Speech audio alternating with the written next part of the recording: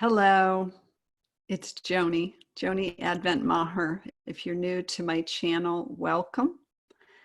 I am here supporting revolutionary hearts in coming out of hiding, owning our wisdom, and creating our greatest impact. And I wanted to hop on today because I just finished participating in an interview that was for my 100th podcast episode with my podcast producer and mentor, Shan Vanderleek. And it was a beautiful and powerful conversation and experience with her. And I can feel in the aftermath the sensitivity and the vulnerability that has come after really coming out so fully. And I want to share about that because I think it is something that is ever present for those of us that are aspiring leaders, that we do go through what I would call this pulsation or this expansion and contraction. So we put ourselves out in substantial ways, and then we feel the impulse to contract or to pull back or to go inside. And I noticed how it showed up for me right after the interview. And it felt really good while I was in the interview conversation, was that the voice started in my mind of, did I handle this right? Did I do too much of this or not enough of that? So the critique, the voice of the inner critic.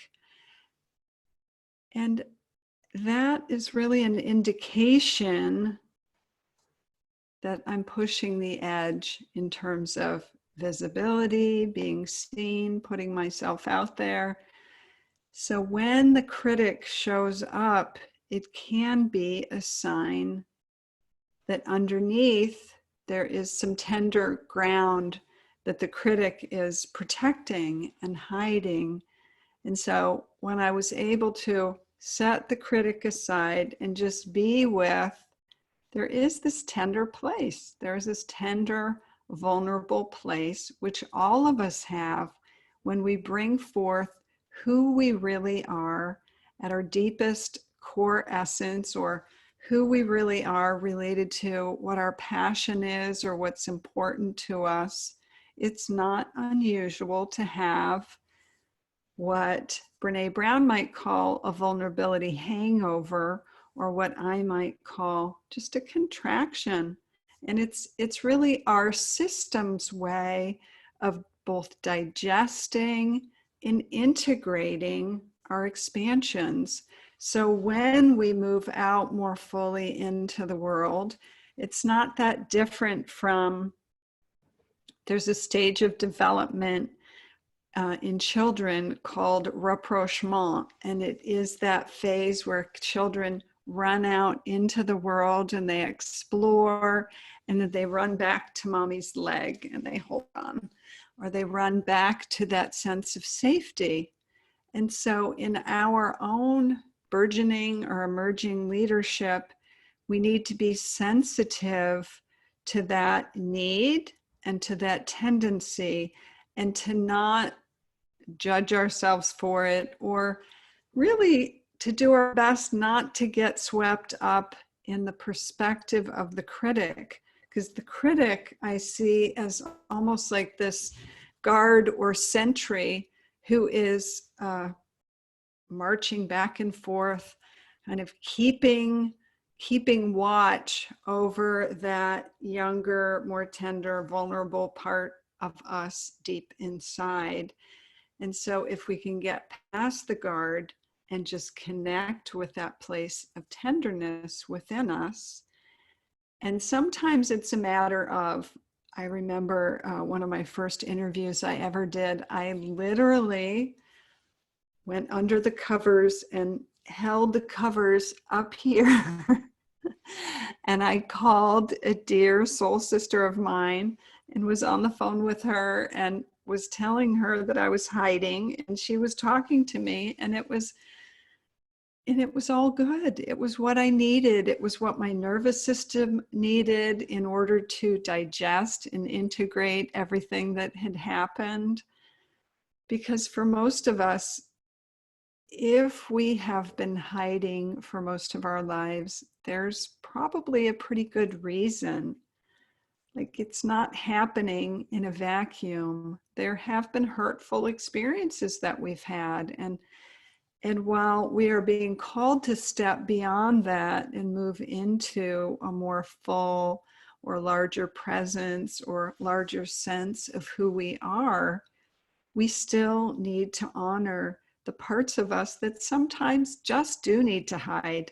Like, it's okay to have days or moments or hours where we just withdraw, contract, and hide. Like, that's perfectly natural and okay. And then the next wave of inspiration that brings us out more fully will come.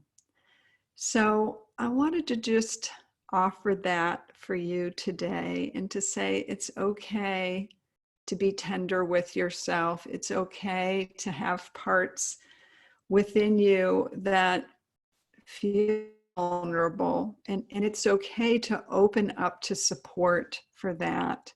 I have people in my life, I have beings that I connect with. I've got my, today when I was doing my interview, I had my picture of Mother Mary, who is one of my, I'm sorry, the reflection is making it hard to see.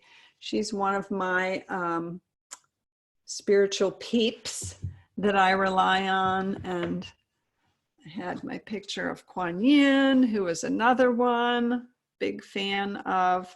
So we can call on forces greater than us. We can call on our tribe, those that can have our back for us when we're feeling sensitive or more vulnerable.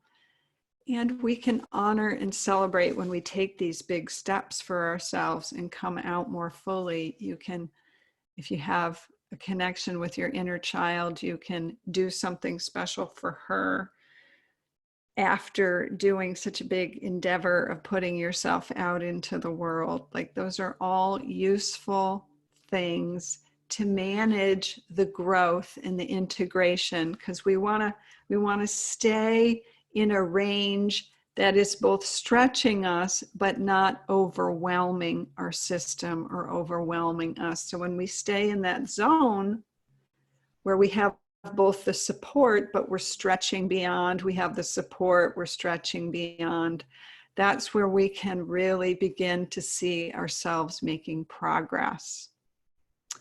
So that's all for today, beloved. I have my 100th episode coming out on the podcast, Trust Your Sacred Feminine Flow. It's the third Tuesday in June that it will be coming out. I don't remember what day that is. Let me see. I'm going to look and see so I can tell you precisely. It's going to require putting on my glasses. It is June the 16th.